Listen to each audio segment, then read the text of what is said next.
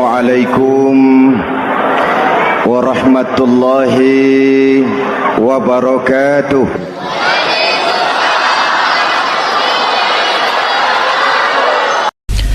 Bapak-bapak, ibu-ibu, saudara-saudara kaum muslimin rahimakumullah. Sudah menjadi keyakinan dalam kehidupan kita bahwa segala yang ada permulaannya tentu akan ada penghabisannya. Setiap yang punya awal mesti akan punya akhir. Tidak ada keabadian dalam kehidupan dunia ini. Semuanya datang dan pergi silih berganti, berubah oleh pergeseran masa dan pertukaran waktu. Demikianlah kalau kita mau merenungi kehidupan dari alam di sekitar kita. Sejak dari kehidupan tumbuh-tumbuhan, binatang, sampai kepada kehidupan kita, makhluk bernama manusia. Lihatlah kita manusia misalnya. Dimulai sejak kita terlahir ke alam ini, keluar dari alam rahim ibu, menjadi bayi yang merah tidak berdaya, untuk kemudian berangsur meningkat menjadi anak-anak. Dari kehidupan anak-anak berubah lagi kita menjadi remaja dengan segala keceriaan dan kelincahannya, dan dari masa remaja naik lagi kita memasuki usia dewasa, untuk kemudian berangsur memasuki hari tua. Lalu setelah kita memasuki hari tua, sehari, seminggu, sebulan, setahun, sampailah kita kepada batas waktu yang telah ditentukan oleh Allah, yang dinamakan ajal, dan bertemulah kita dengan yang disebut maut. Ini merupakan kepastian dalam kehidupan. Kalau saja kita mau merenung perubahan-perubahan yang terjadi pada diri kita, seharusnya membuat kita insaf dan sadar. Dikala remaja kita begitu lincah, punya rambut yang hitam ikal berderai, punya lesung di pipit, punya senyum yang indah menawan setiap orang yang melihat, punya kulit yang kencang dan bersih. Manakala kita memasuki hari tua, perubahan frontal pun terjadi. Kulit mulai jadi keriput, rambut yang tadinya hitam ikal berderai mulai memutih, nikmat berkurang, gigi yang tadinya utuh dan sanggup mengunyah apa saja, satu demi satu permisi meninggalkan kita. Sangat boleh jadi dikala remaja kita senyum semua orang terpikat. Dikala hari tua dengan kulit yang keriput dan gigi yang tidak ada lagi, manakala kita senyum mungkin orang bakal lari dari sekitar kita. Kemana keindahan yang tadinya begitu menawan? Kemana senyum lesung pipit yang tadinya menarik perhatian orang?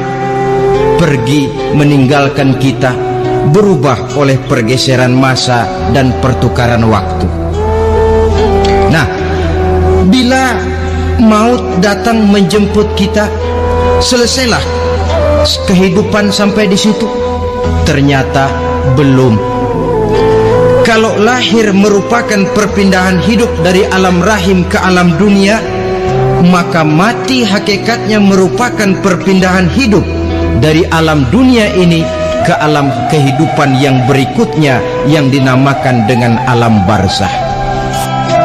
Andai kata hidup cuma sekali, secara moral kita sanggup berkata, alangkah tidak adilnya Tuhan. Kenapa? Dalam kehidupan ini kan aneka ragam terjadi. Ada orang yang zolim, ada orang yang dizolimi, ada orang yang membunuh, ada orang yang terbunuh, ada orang yang kaya, ada orang yang miskin, ada orang yang jujur, ada orang yang menghalalkan segala cara, sehingga banyak ketidakadilan yang terlepas daripada pengadilan dunia. Lalu orang pun bilang, di dunia ini katanya banyak pengadilan tapi sulit keadilan. Di dunia ini mudah mencari pengadilan tapi sulit untuk mencari ketidakadilan. Andai kata hidup cuma sekali, tidak akan ada hidup sesudah hidup yang sekarang ini. Bagaimanakah nasib mereka yang lepas dari pengadilan dunia ini? Alangkah tidak adilnya Allah andai kata tidak ada kehidupan sesudah hidup yang sekarang. Tentulah akan terjadi di mana orang menghalalkan segala macam cara untuk mencapai tujuan.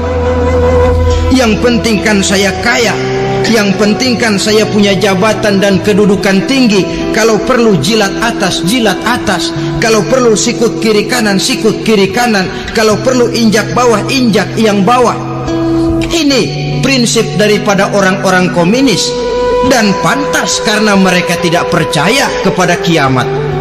Pantas karena mereka tidak percaya akan adanya kehidupan sesudah hidup yang sekarang ini. Maka saya menghimbau kepada seluruhnya, kita sudah kadung menyepakati negara ini berdasarkan Pancasila. Kita sudah kadung konsensus bahwa PKI dengan seluruh ajarannya tidak punya hak hidup di bumi Pancasila yang kita cintai ini. Maka salah satu ajaran PKI tujuan menghalalkan cara.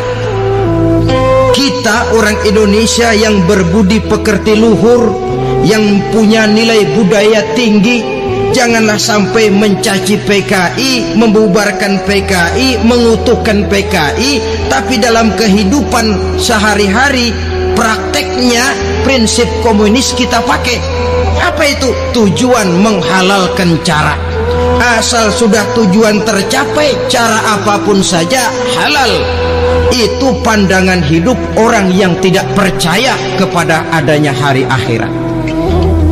Sebagai muslim yang yakin akhirat ada, kiamat pasti akan datang. Hidup tidak cuma sekali.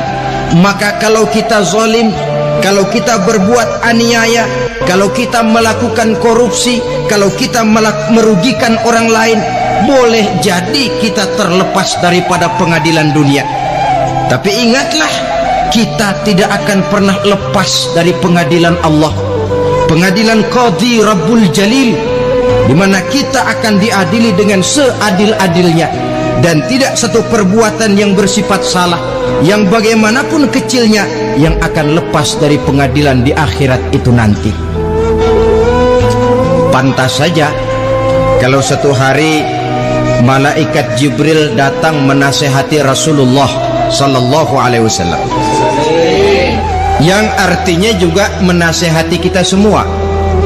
Apa kata malaikat Jibril kepada baginda Nabi? Ya Muhammad, ish ma syi'ta fa innaka mayyitun. Hai Muhammad, hiduplah semau kamu, tapi jangan lupa kamu pasti akan mati.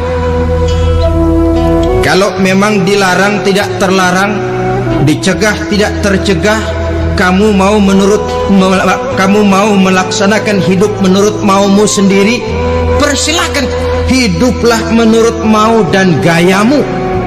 Tapi jangan lupa, fa innaka mayyitun, satu saat kau pasti bakal mati. Dan mati itu bukan akhir dari segalanya, dia babak baru bagi kehidupan selanjutnya. Silakan hidup menurut maumu, tapi jangan lupa kau pasti akan mati. Wa'mal ma syi'ta fa innaka majziyun bih. Kerjakan apa saja yang kamu mau. Kalau kau mau menghalalkan segala macam cara, persilahkan halalkan segala macam cara. Tapi jangan lupa kau akan mendapat balasan dari seluruh amal perbuatanmu. Wa ahbib ma syi'ta fa innaka mufariquhu. Dan cintailah apa saja yang mau kau cintai. Kau cintai anak istrimu, silahkan. Kau cintai harta bendamu, tafadhal. Kau cintai tanah airmu, kau cintai pangkat dan jabatanmu, persilahkan. Tapi jangan lupa, fa innaka mufariquhu, kau pasti akan berpisah dan akan meninggalkan segala yang kau cintai itu. Apa artinya ini buat kita? Ternyata sesudah maut datang menjemput kita, ada kehidupan sesudah hidup yang sekarang ini. Ini yang mendorong kita untuk dalam kehidupan di dunia ini tidak melakukan prinsip saenake dewe, semaunya sendiri saja, asal perut kenyang, asal pangkat tinggi, asal harta dapat. Masa bodoh dengan merugikan orang lain, masa bodoh dengan menipu orang lain. Iku jenenge saenake dewe.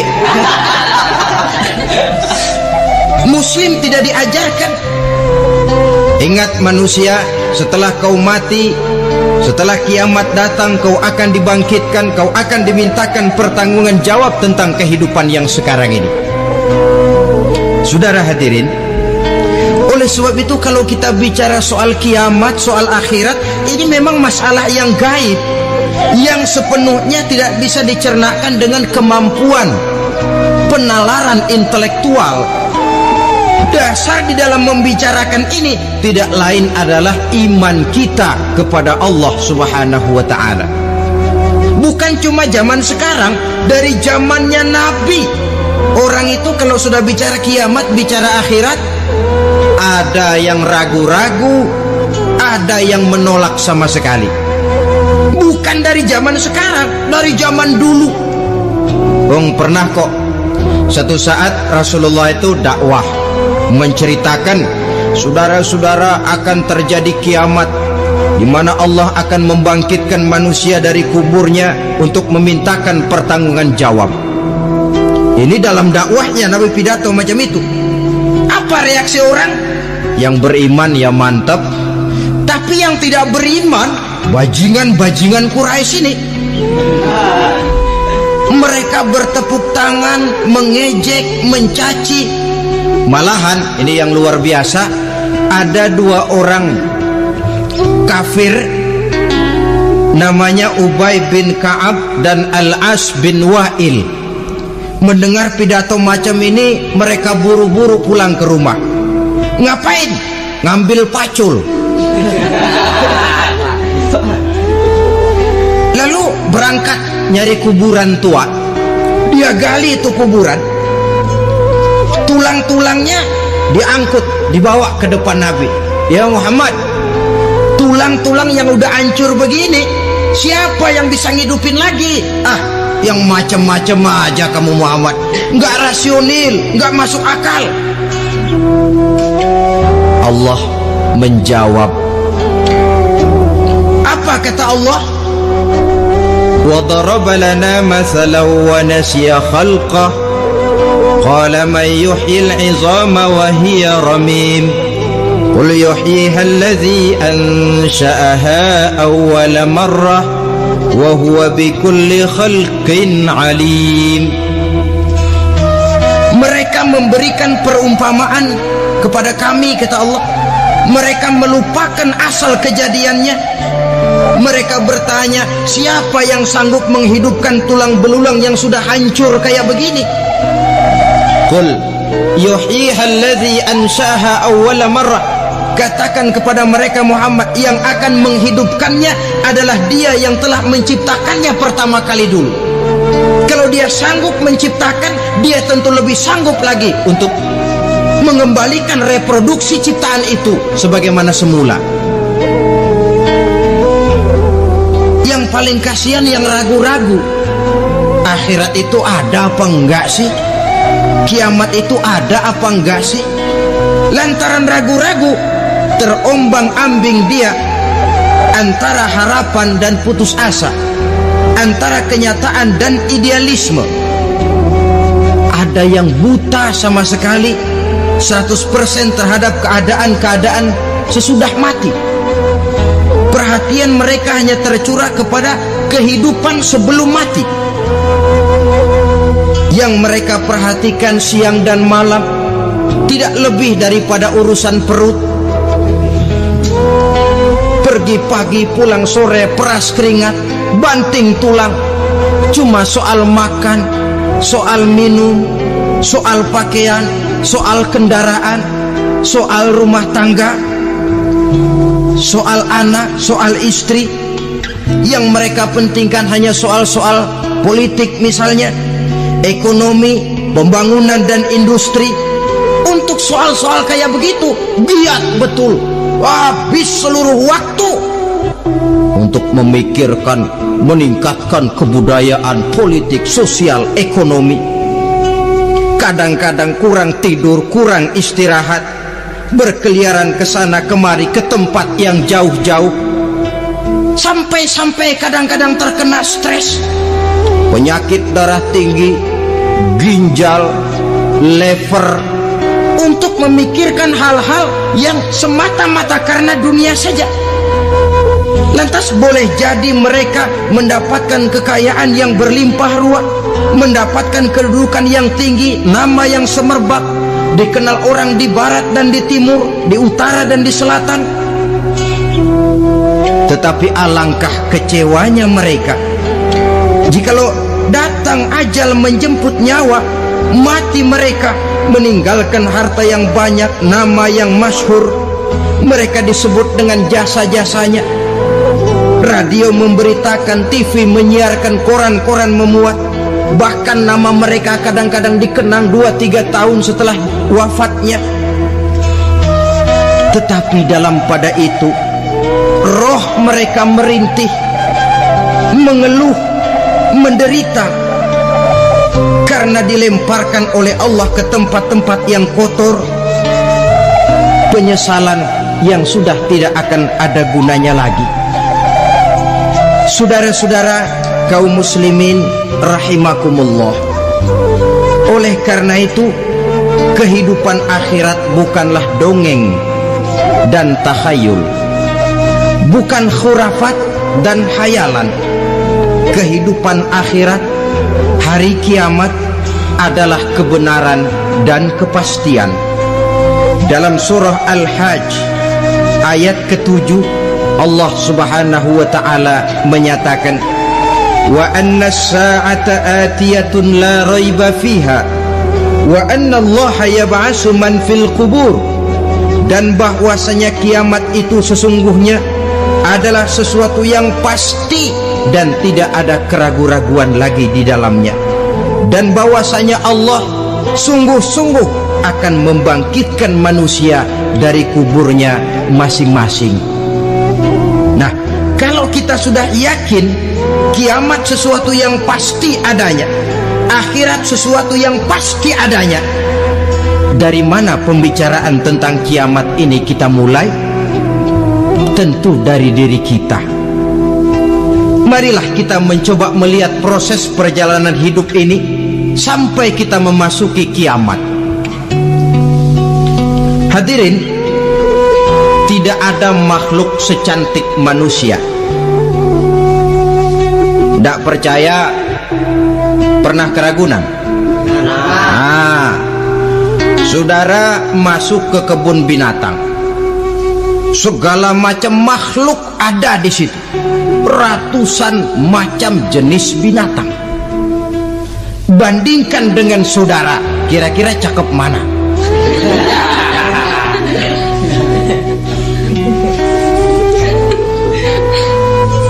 Dari seluruh makhluk yang diciptakan Allah itu, manusia fi ahsani taqwim, dalam bentuk yang paling sempurna, sejak susunan biologis sampai kemampuan berpikir. Biologis kita ya Allah, diciptakan kita begini rupa, diberikan 2 kaki untuk berjalan, 2 tangan untuk bekerja, diberikan 2 mata, dua-duanya di depan. Pernah saudara mikir kalau mata kita yang satu di depan, yang satu di belakang? Ah, rasanya nggak laku kacamata itu.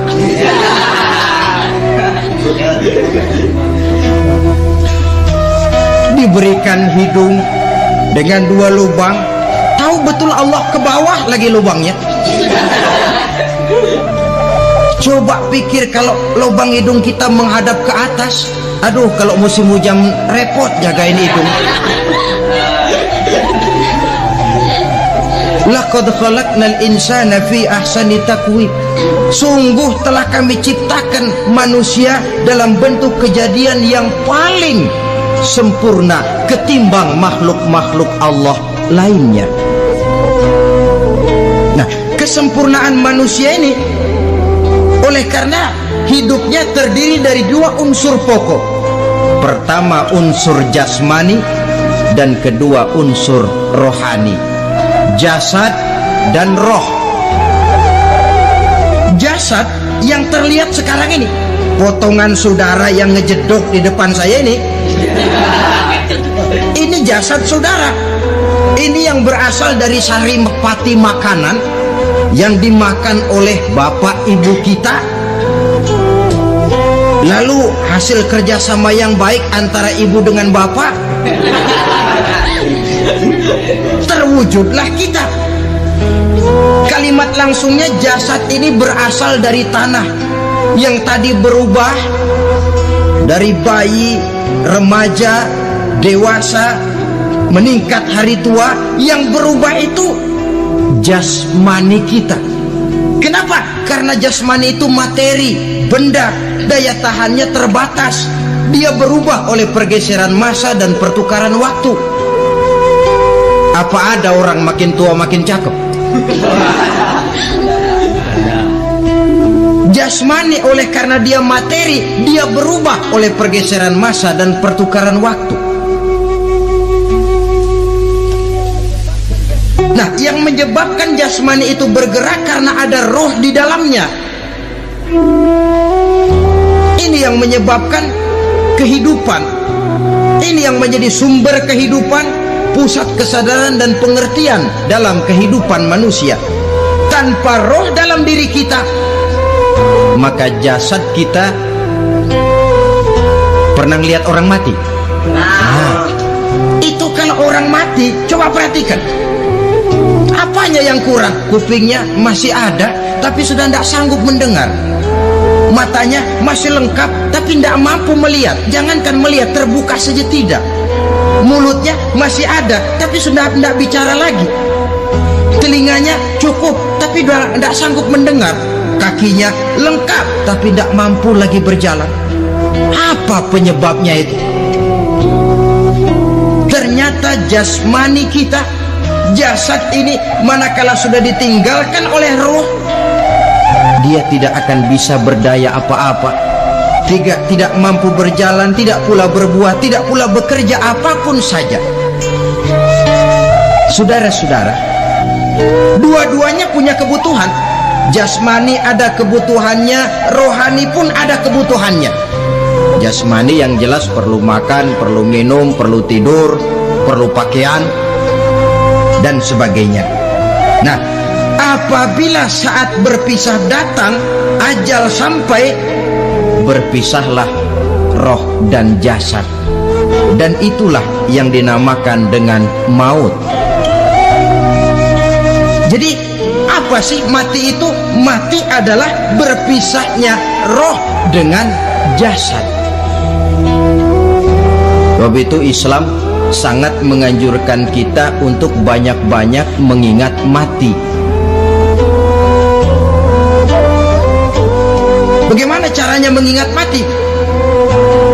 Pertama, mati itu kan pasti. Kira-kira yang hadir di sini ada yang nggak mati nggak kira-kira? Semuanya bakal mati kan? Berani? Berani. Sekarang mau? Saudara, sebenarnya kalau kita merenung lebih jauh, orang itu tidak perlu takut mati. Walaupun tidak boleh terlalu berani menghadapi mati. Karena bagaimanapun takutnya kita kepada mati, toh dia pasti datang. Bagaimanapun beraninya kita mati, kalau belum ajal, ya tidak mati juga. Jadi muslim itu kan harus berani menghadapi hidup dan tidak takut menghadapi mati. Mati adalah sesuatu yang pasti. Muslim dianjurkan banyak-banyak mengingat mati dalam kehidupan. Caranya bagaimana? Pertama, berziarah nengokin teman yang sakit? Ya? Suka nengokin teman yang sakit enggak? Oh, itu pahalanya kata Nabi. Menengok orang yang sedang sakit lebih afdol daripada sholat sunnah 1000 rakaat. Apa pernah saudara sembahyang sunnah sampai 1000 rakaat? Nengokin orang sakit pahalanya lebih afdol daripada itu. Kenapa menengoki orang sakit mengingatkan kita kepada mati? Iya ya, ini teman saya yang kemarin segar banget, bercanda sama saya, ketawa sama-sama, sekarang terbaring tidak berdaya, hilang kemampuannya, hilang keceriaannya, sakit. Iya kalau sembuh, kalau ajar. Iya sekarang giliran dia kalau jatuh ke saya. Lalu menghibur teman dengan kata-kata yang enak yang akan mendatangkan sugesti supaya dia cepat sembuh. Jangan nengokin orang sakit jujur. Sakit apa lo? Perut. Emang temen gua kemarin sakit begini mati nih. Wah, itu orang bisa jadi shock lantaran etika kita tidak akan sampai ke sana.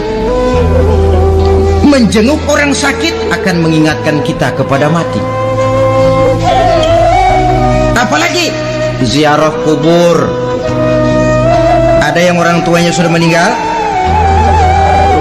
Nah, kalau ada, ya tidak bisa tiap hari, sekurang-kurangnya seminggu sekali. Jumat pagi misalnya ziarah kita ke kubur. Sehingga kalau kita masuk kubur kan ada etikanya. Assalamualaikum ya ahlal kubur wa inna insyaallahu bikum lahikun. Hai penduduk kubur, keselamatan bagi kamu dan kami yang masih hidup sekarang ini insyaallah pasti bakal nyusul kamu. Iya, yang kemarin gagah benar sekarang terbaring tanpa daya. Ini unggukan kuburannya. Yang kemarin ada sekarang sudah tidak ada. Kemana dia? Kami satu saat pasti akan begini. Ingat mati. Lalu apalagi yang bisa membuat kita ingat kepada mati? Mengawal jenazah. Bukankah sangat dianjurkan oleh agama? Bahkan kalau bisa sejak mengurusnya, memandikannya, mengkafankannya, menyolatkannya untuk kemudian mengantarnya ke kubur. Hari ini saya antar dia ke kubur, besok boleh jadi saya yang diantar orang. Hari ini saya solatkan dia, besok boleh jadi saya yang disolatkan orang. Hari ini saya masukkan dia ke liang lahat, besok mungkin giliran saya dimasukkan orang ke liang lahat. Ingat mati, tumbuh kesadaran. Lalu daya positifnya dalam kehidupan apa? Nah, saudara-saudara hadirin, orang yang mengingat mati bukan lantas menjadi lemah dalam kehidupan, menjadi putus asa, sedikit semangat, terbentur kesulitan, mudah frustasi. Bukan itu tujuannya kita diperintah mengingat mati. Jelasnya Islam menganjurkan kita untuk saatnya kiamat. Nah, saudara-saudara, apa tanda-tanda hari kiamat? Kapan dia akan datang? Bagaimana hal ihwal manusia pada saat terjadi kiamat? Bagaimana alam ini? Bagaimana perhitungan di padang mahsyar? Insya Allah akan saya ungkapkan pada bagian kedua dari ceramah ini. Saudara hadirin yang saya hormati, setelah masa kebangkitan itu jangan dikira begitu bangkit langsung diperiksa. Masih menunggu menanti ribuan tahun perhitungan padang mahsyar untuk sampai kepada proses yang disebut yaumul hisab, hari perhitungan. Seorang demi seorang bakal dipanggil. Bayangkan saja, kita se-RT saja di absen, kadang-kadang perlu waktu lama. Ini manusia sejak zaman Nabi Adam sampai datang hari kiamat, satu demi satu disidang di hadapan Qadhi Rabbul Jalil. Status sosial copot sudah waktu itu. Yang pernah jadi hartawan di situ tidak lagi kelihatan kehartawanannya. Yang pernah jadi jenderal tidak lagi dipanggil jenderalnya. Yang ustadz tidak lagi dipanggil al-mukarramnya. Seluruh status sosial selesai. Dipanggillah kita seorang demi seorang menghadap Qadhi Rabbul Jalil. Bagaimana proses penghisaban itu? Pertama proses tanya jawab. Di antaranya ada hadis menyatakan lan tazula qadama 'abdin yaumal qiyamah hatta yus'ala an arba'i khisalin. Besok di hari kiamat tidak akan bergeser telapak kaki seorang hamba sampai dia ditanya lebih dulu tentang 4 persoalan. Apabila datang kematian menimpa seseorang, datanglah kiamat baginya. Itu yang disebut dengan kiamat kecil. Hakikatnya mati adalah perpindahan dari kehidupan di dunia ini menuju kehidupan di alam barzakh. Menunggu kita di alam barzakh sampai datangnya saat kiamat. Entah 10 tahun, entah 100 tahun, entah 1000 tahun, hanya Allah saja yang maha tahu. Adapun orang-orang beriman yang melakukan amal kebajikan dalam kehidupan di dunia ini, masa penantian yang lama di alam barzakh buat mereka sebentar saja. Tetapi bagi orang-orang kafir yang ingkar, yang tidak beriman kepada Allah, yang hidup di dunia cuma menumpuk-numpuk dosa, tentu penantian di alam barzakh akan merupakan waktu yang sangat lama. Bukankah dalam kehidupan kita waktu itu memang relatif? Contoh misalnya, bagi pemuda-pemudi yang sedang duduk asyik memadu cinta, waktu 4-5 jam saja rasanya cuma 4-5 menit. Tenggelam oleh keasikan. Tapi buat orang yang berbaring di rumah sakit, meratap di balik-balik apa itu tembok derita kata lagu, di balik dinding-dinding penjara, sehari bagai seminggu, seminggu rasa sebulan, sebulan boleh jadi rasa setahun. Penantian yang sangat lama. Kapan kiamat itu akan datang? Ini rahasia Allah. Jangankan kita yang orang awam, baginda Nabi sendiri tidak diberitahu oleh Allah kapan kiamat itu akan terjadi. Tetapi sungguh pun demikian, banyak hadis-hadis yang menjelaskan ciri atau tanda-tanda datangnya kiamat.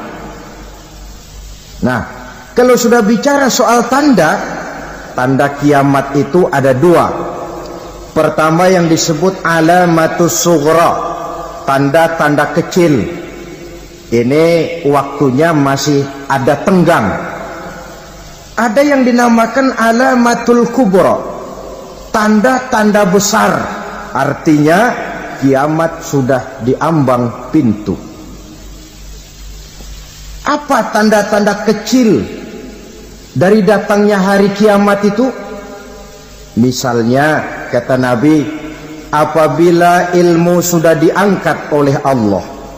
Artinya apabila ulama sudah banyak wafat, minat orang belajar agama berkurang, lalu kebodohan nampak merajalela di mana-mana, zina dikerjakan secara terbuka, minuman-minuman keras jadi kebanggaan, itu termasuk di antara tanda-tanda kecil terjadinya hari kiamat.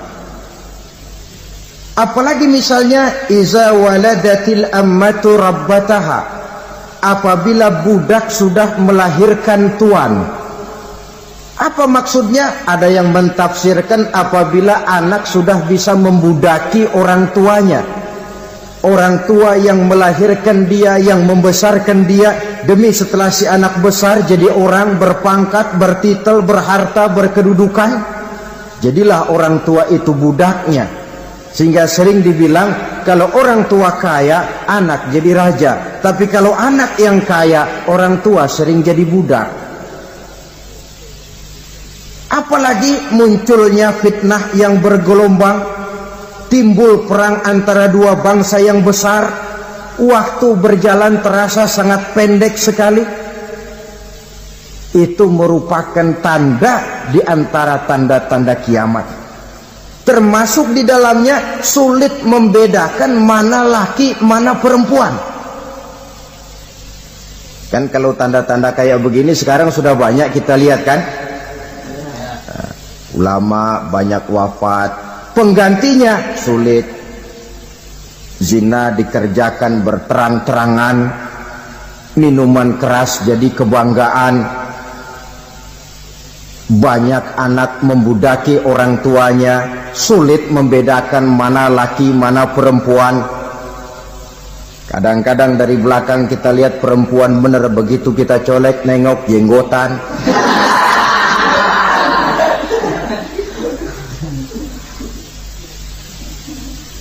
Ini termasuk tanda-tanda kecil, masih ada tenggang sampai akan terjadinya kiamat itu. Nah, yang dimaksud dengan tanda-tanda besar, ini tanda besar artinya kiamat sudah di ambang pintu. Pertama, matahari terbit dari sebelah barat. Apabila matahari sudah terbit dari arah sebelah barat, tertutuplah sudah pintu taubat. Bersabda Nabi kita, la taqumus sa'atu hatta tatlu'a syamsu min maghribiha. Tidak akan datang hari kiamat sampai matahari terbit dari arah sebelah barat. Fa iza tala'at, manakala matahari telah terbit dari arah sebelah barat, wara'ahan nasu, manusia banyak menyaksikan itu, amanu ajma'un, mereka pun lalu beriman. Yang tadinya kafir, yang tadinya ingkar, yang tadinya membangkang, setelah melihat matahari terbit dari sebelah barat, buru-buru beriman, berlomba-lomba mengucap dua kalimat syahadat. Tapi apa yang terjadi? Kata Nabi, wadzalika hina la yanfa'u nafsan imanuha lam takun amanat min qabl. Hari itu adalah hari yang iman sudah tidak berguna lagi bagi seseorang apabila sebelumnya memang dia tidak pernah beriman. Au kasabat fi imaniha khaira, atau beriman tetapi tidak pernah melakukan kebajikan di dalam keimanannya itu. Hari yang sudah kasib, hari yang sudah terlambat, beriman tidak akan ada gunanya lagi. Ini pelajaran buat kita. Sebelum sang surya terbit dari sebelah barat, sebelum nafas sampai di tenggorokan, artinya pintu taubat masih terbuka. Kalau dua hal itu sudah terwujud, nafas sudah sampai di kerongkongan atau matahari sudah terbit dari arah sebelah barat, tertutuplah sudah pintu taubat. Tak ada lagi gunanya pangkat, jabatan, harta, bahkan beriman pun dalam suasana macam itu too late, kata orang Kulon. Sudah terlambat. Matahari terbit dari arah sebelah barat, itu tanda besar, artinya kiamat sudah di ambang pintu. Lalu apalagi tanda besar? Munculnya Dajjal. Dajjal artinya pendusta-pendusta yang menyesatkan manusia. Ada dua macam Dajjal, saudara. Ada Dajjal kecil, ini Dajjal kelas teri. Kalau ini sejak zaman Rasulullah sudah ada itu. Tiap zaman ada. Di zaman Rasulullah misalnya ada yang bernama Aswad al-Unsi. dari Yaman. Ada yang namanya Musailamah Al-Kazzab dari Yamama. Ada yang namanya Ibnu Sayyad dari Madinah. Ini dajjal-dajjal di zaman Rasul. Musailamatul Kazzab memproklamirkan diri jadi nabi dia. Di zaman Rasul masih hidup. Ini dajjal zaman Nabi. Di zaman sahabat muncul dajjal-dajjal. Di zaman kita sekarang ini dajjal-dajjal pun gentayangan. Dajjal-dajjal kelas teri. Kerjanya mendustakan manusia, menyesatkan manusia, memalingkan manusia dari jalan yang benar dan diridhoi oleh Allah Subhanahu wa taala. Adapun yang merupakan tanda besar dari datangnya kiamat, dajjal-dajjal kelas kakap. Pembohong-pembohong besar yang menyesatkan masyarakat manusia berpaling dari jalan Allah mengikuti jalan mereka. Apa sih ciri dajjal itu? Kata Nabi dalam hadis Bukhari Muslim, "Innad dajjala", sesungguhnya yang namanya dajjal itu yakhruju, satu saat akan muncul mendekati hari kiamat. Wa inna ma'ahu ma'an, si dajjal ini membawa air. Wa naran, dan juga membawa api. Dua simbol. Di tangan yang satu dia bawa air, di tangan yang satu dia bawa api. Wa ammal ladzi yarahu an-nasu ma'an fanarun, adapun yang orang banyak lihat air, hakikatnya adalah api. Yang dilihat api, hakikatnya adalah air. Oleh sebab itu, kalau api yang ditawarkan, ambillah air. Kalau air yang ditawarkan, pilihlah api. Maksudnya apa ini? Ini bahasa simbol, saudara-saudara. Dajjal bicaranya seolah-olah untuk kepentingan manusia, menawarkan surga. Surga yang dia tawarkan hakikatnya neraka. Hai manusia, kalau kau mau bahagia, jangan dekat-dekat dengan agama. Sholat itu tidak efektif dan efisien, tidak produktif dari segi ekonomi itu. Menghadiri majelis taklim cuma buang-buang waktu. Tahajud, tasbih, tahlil, baca Quran, apa itu? Pekerjaan mubazir saja. Hidup ini cuma sekali, masa yang cuma sekali, manfaatkan dengan sebaik-baiknya. Mumpung, dibawanya sifat mumpung tetapi dalam pengertian yang sangat negatif. Bicaranya seolah-olah untuk kepentingan manusia, tetapi sebenarnya menjerumuskan manusia. Menawarkan air, tapi sebenarnya api. Menawarkan api, tapi hakikatnya air. Buat apa kamu sholat? Buat apa kamu bayar zakat? Buat apa kamu puasa? Surga yang dicanangkan Dajjal, hakikatnya neraka. Neraka yang digambarkan Dajjal, pada dasarnya adalah surga. Jadi memutarbalikkan fakta itu kerjaan Dajjal. Yang hak jadi batil, yang batil dibilang hak, yang benar jadi salah, yang salah malah jadi benar. Tuntunan disuruh jadi tontonan, tontonan malah menjadi tuntunan. Itu pekerjaan Dajjal profesinya. Zamannya Nabi Adam, Dajjalnya kan iblis. Betul? Betul. Apa sih gang kerayuan iblis itu? Allah setelah menciptakan Nabi Adam kan bilang, Adam, kau dan istrimu Hawa tinggal di surga ini. Seluruh fasilitas yang ada di surga persilahkan kau nikmati. Satu yang tidak boleh, jangan coba-coba dekati pohon khuldi. Dekat saja jangan, apalagi sampai memetiknya. Datang Dajjal yang namanya iblis ini. Adam, kamu tahu nggak kenapa tidak boleh makan buah khuldi? Ya nggak tahu, pokoknya saya dilarang. Bodoh kamu Dam. Khuldun artinya kekal. Kalau kamu makan itu buah, kau akan kekal di surga buat selamanya. Allah tidak kepengen maka dilarang kamu makan buah khuldi. Kalau kau ingin kekal di surga Adam, makan saja. Saya bicara begini ini untuk kepentingan kamu Adam. Ini kan ciri-ciri Dajjal. Bicaranya sih seolah-olah untuk kepentingan Nabi Adam, hakikat sebenarnya menjerumuskan Nabi Adam supaya ingkar dan melanggar larangan dari Allah Subhanahu wa ta'ala. Jadi setelah muncul Dajjal, timbul kekacauan-kekacauan di masyarakat. Banyak yang terpengaruh, terpedaya dan terpesona. Termasuk mereka yang memproklamirkan diri jadi nabi, mereka yang memproklamirkan diri jadi rasul di zaman sesudah Rasulullah wafat. Itu adalah Dajjal. Maka saya ingatkan, kalau di zaman kita sekarang ini ada orang ngaku jadi nabi, ada orang ngaku jadi rasul, biar bahasa Arabnya kental,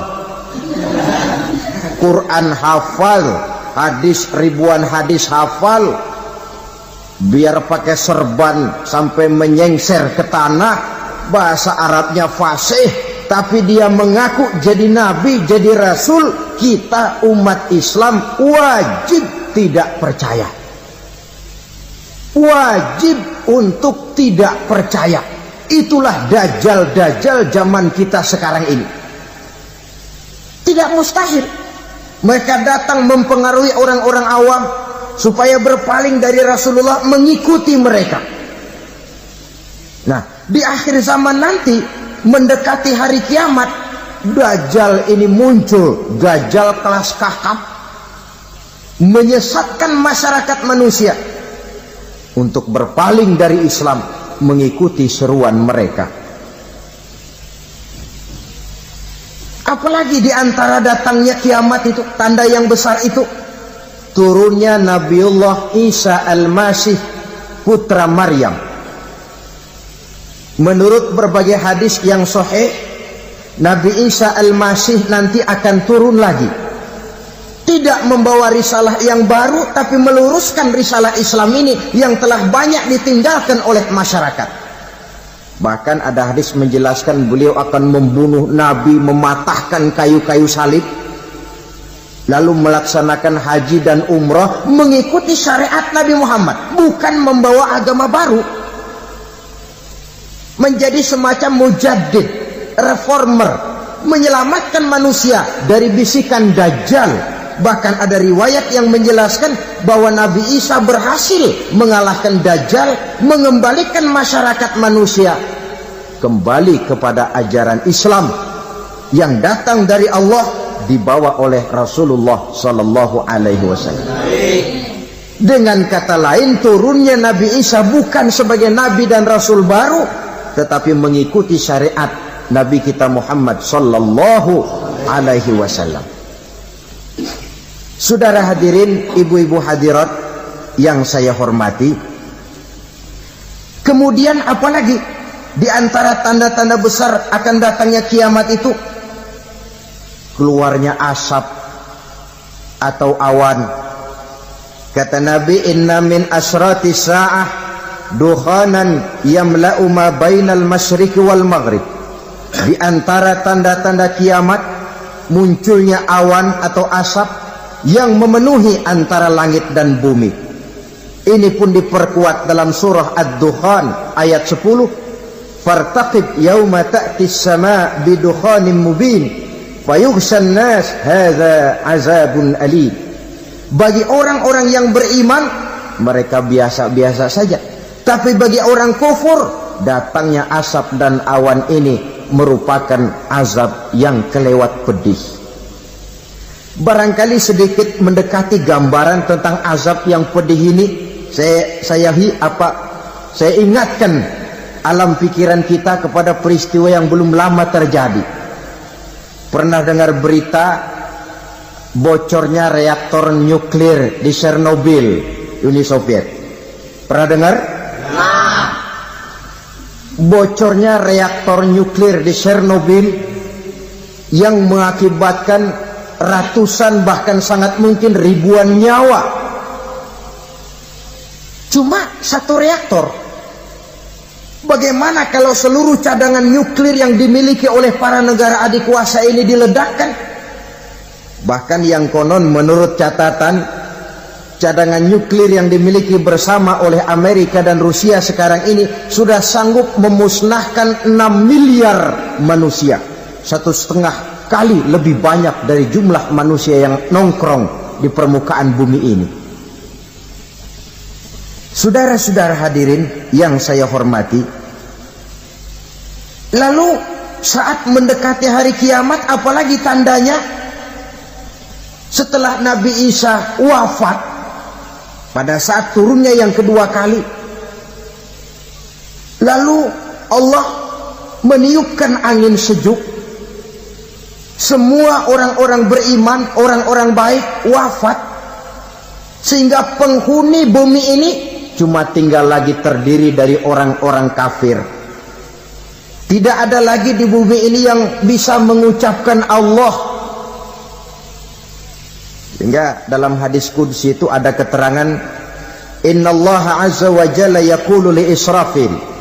Allah pernah pesan kepada malaikat Israfil, kata Allah, Israfil, iza sami'ta qailan yaqul Allah Allah fa akhirin nafah 40 sanatan ikraman liqailiha. Hai Israfil, apabila kau dengar di permukaan bumi masih banyak orang yang mengucapkan Allah Allah, maka tunda sangkakala kiamat itu 40 tahun. Untuk apa? Ikraman liqailiha, menghormati orang yang mengucapkan Allah Allah itu. Wah, jadi karena sekarang masih banyak yang mengucapkan Allah, besar hatilah kita, masih jauh kiamat itu. Tapi jangan lupa, kiamat pribadi, kiamat kecil itu yang gak kita sangka-sangka. Ajal datang mencabut nyawa, itu kiamat pribadi, dan itu yang pasti kita hadapi, dan itu yang membuat kita tidak boleh bersikap main-main di dalam kehidupan sekarang ini. Saudara hadirin yang saya hormati, tidak ada lagi orang-orang muslim, seluruh penduduk dunia ini kafir. Lalu terciptalah struktur sosial yang berlandaskan prinsip hidup semau gue. Bakal terjadilah prinsip di mana yang kaya menyantap yang miskin, yang kuat menindas yang lemah. Hidup sudah bagaikan di rimba belantara, berlaku hukum rimba, siapa yang kuat dia yang menang, siapa yang lemah menjadi mangsa. Timbul kekacauan, maksiat merajalela, munkarat menjadi-jadi, sehingga isi bumi ini penuh dengan segala macam perbuatan dosa. Tidak ada perlunya lagi alam diperpanjang temponya. Datang saat yang sudah dijanjikan oleh Allah Azza wa Jalla, maka terjadilah yang disebut kiamat kubra, kiamat besar, kiamat hancur-hancuran. Bagaimana kejadian ini dimulai? Dalam surah Az-Zumar ayat 68, Allah Subhanahu wa taala berfirman, wa nufikha fis-suri fasa'iqa man fis samawati wa man fil ardi illa man sya'allahu. Maka manakala ditiuplah sangkakala, terkejutlah seluruh yang ada di langit dan seluruh yang ada di bumi. Bila saat kiamat datang, Allah perintah malaikat Israfil, Israfil, tiup sangkakalamu. Ditiuplah sangkakala oleh malaikat Israfil. Yang akibat daripada tiupan itu, seluruh yang ada di langit, seluruh yang ada di permukaan bumi terkejut. Yang ada di langit siapa? Malaikat kan. Bayangin aja kalau malaikat kaget, apalagi kita. Terkejut seluruh makhluk yang ada di bumi, yang ada di langit mendengar suara sangkakala itu. Bunyinya tidak sanggup kita bayangkan dahsyatnya. ledakan nuklir, ledakan neutron, belum apa-apa ketimbang bunyi sangkakala malaikat Israfil ini. Nah, lalu mendengar bunyi sangkakala ini, gemparlah makhluk, kacaulah alam. Bumi gempa, planet-planet bertabrakan, gunung meletus, air laut tumpah ke darat, angin topan bertiup, halilintar menyambar. Lalu semua yang bernama hidup mati total. Mati bareng tanpa persiapan. La haula wala quwata illa billah. Saya kadang-kadang dalam tafakur bermohon, ya Allah, mudah-mudahan saya enggak nemuin kiamat beneran. Ngeri. Tidak bisa kita bayangkan macam apa suasana seperti itu. Allah saja banyak memberikan gambaran, misalnya Al-Qari'ah, wa mal qari'ah, wa ma adraka mal qari'ah. Kejadian yang menggemparkan. Tahukah kamu apa kejadian yang menggemparkan itu? Yauma yakunun nasu kal farasil mabsus wa takunul jibalu kal ihnil manfus. Pada saat itu manusia berterbangan bagai kupu-kupu, gunung berterbangan seperti kapas ditiup angin. Gunung saja macam kapas, konon lagi manusia. Kematian total, mulai semut sampai gajah mati, jin mati, iblis mati, malaikat mati. Malaikat saja mati. Saudara hadirin yang saya hormati, kematian total yang tanpa persiapan. Orang bilang, Pak, kalau mati bareng begitu yang repot malaikat maut dong ya. Cabut sana, cabut sini. Itu kalau menurut logika kita, mestinya begitu menurut logika. Tapi logika juga yang bilang nggak perlu serepot itu. Sebab untuk mematikan listrik di wilayah DKI, di wilayah Jakarta, nggak perlu tiap rumah didatengin matiin, ya lama. Cukup dari kantor pusatnya saja PLN, tekan satu tombol, gelaplah seluruh Jakarta. Saudara hadirin yang saya hormati, kematian total. Lalu setelah kematian total, planet-planet juga mati, dalam arti tidak bergerak dan beredar. Angin mati, dalam arti tidak bertiup. Air mati, dalam arti tidak ada riak gelombang. Pokoknya semua mati. Kullu nafsin za'iqatul maut, semua yang bernafas mati. Dalam ayat lain, kullu man 'alaiha fan, semua yang ada di permukaan bumi fana. Yang kekal cuma Allah Subhanahu wa ta'ala. Yang paling belakang mati malaikat maut dan malaikat Israfil. Tapi mati juga sesuai dengan janji Allah. Menurut hadis Bukhari Muslim dari Abi Hurairah, masa tenggang waktu antara kematian total pada tiupan sangkakala pertama dengan proses kebangkitan pada tiupan sangkakala kedua 40 lamanya. Tidak dijelaskan oleh Abi Hurairah 40 jam, apa 40 hari, apa 40 tahun. Hadis-hadis cuma menyebutkan 40 saja. Sunyi alam, yang tinggal cuma Allah saja lagi. Ketika itu Allah berseru-seru, katanya, limanil mulkul yauma, siapa para penguasa hari ini? Mana itu raja-raja dan penguasa yang dulu mengaku jadi Tuhan? Fir'aun, mana Fir'aun sekarang? Yang dulu jadi raja, merasa berhasil, sombong, lalu tidak mau turun-turun dari kekuasaannya. sampai kepada puncak kekurang ajarannya mengangkat diri jadi Tuhan. Mana itu Fir'aun? Namrus, mana sekarang Namrus? La ilaha illa ana, ternyata tidak ada Tuhan lain selain daripada aku, kata Allah.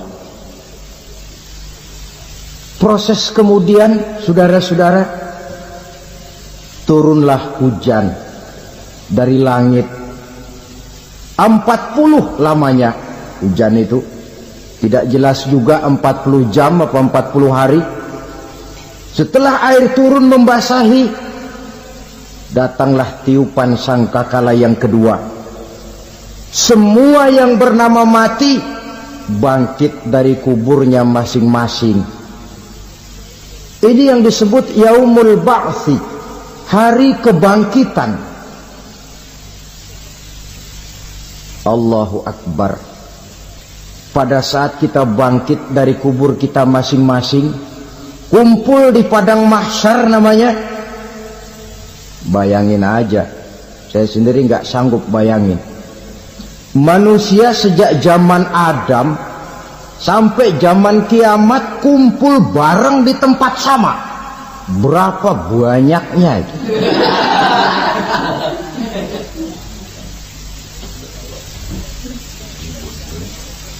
Dan yang luar biasa menurut satu riwayat, pada saat bangkit itu, Masya Allah, roman muka kita berubah, disesuaikan dengan amalan kita waktu di dunia ini.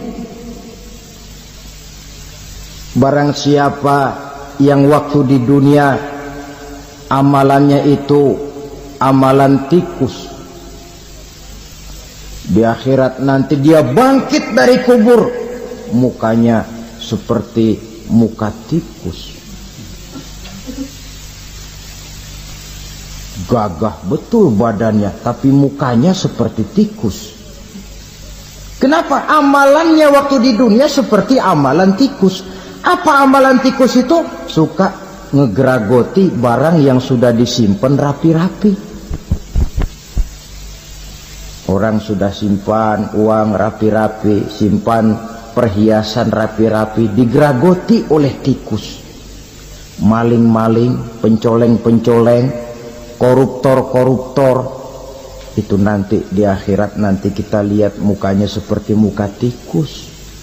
Oh, ini waktu di dunia suka nyolong, mukanya seperti muka tikus. Barang siapa yang waktu di dunia ini amalannya itu amalan macan, dia akan bangkit nanti mukanya seperti muka macan. Apa amalan macan? Macan itu amalannya menang-menangan. Orang yang mau menang saja nggak mau mengalah. Coba lihat di hutan, kenal hutan nggak? Di hutan, raja hutan di mana-mana pasti macan, betul kan? Betul. Padahal hutan belum pernah bikin pemilihan umum. Tapi macan tidak peduli ada pemilihan umum apa tidak, pokok saya raja. Sebab apa? Macan jadi raja itu bukan karena benar, tapi karena kuat jadi raja. Setelah dia jadi raja, rakyat hutan yang mesti dilindungi malah dimakan oleh raja macan. Kambing rakyat hutan dimakan oleh macan. Ayam rakyat hutan dimakan oleh macan. Itu nanti kita lihat di akhirat itu mukanya seperti muka macan, gagah betul. Lalu barang siapa yang di dunia ini amalannya itu seperti amalan anjing, nanti dia punya muka seperti muka anjing. Apa amalan anjing? Pertama, anjing itu kalau disuruh jaga rumah, dia tidak bisa membedakan mana maling, mana tamu. Biar yang datang maling, kalau bawa tulang, anjing kalem. Yang kedua, anjing itu akan setia kepada siapa saja yang memberinya roti. Siapa yang memberinya roti, itulah majikannya. Apa kata majikannya pasti dia laksanakan. Soal benar atau salah dia tidak peduli. Setelah anjing dapat roti, dia tidak punya pilihan lain kecuali bilang, abdi mah kumaha juragan wae ayeuna mah.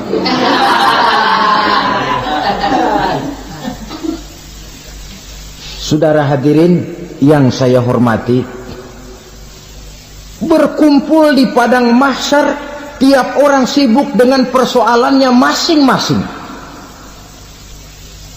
Matahari waktu itu didekatkan oleh Allah, panas luar biasa. Ada yang saking panasnya itu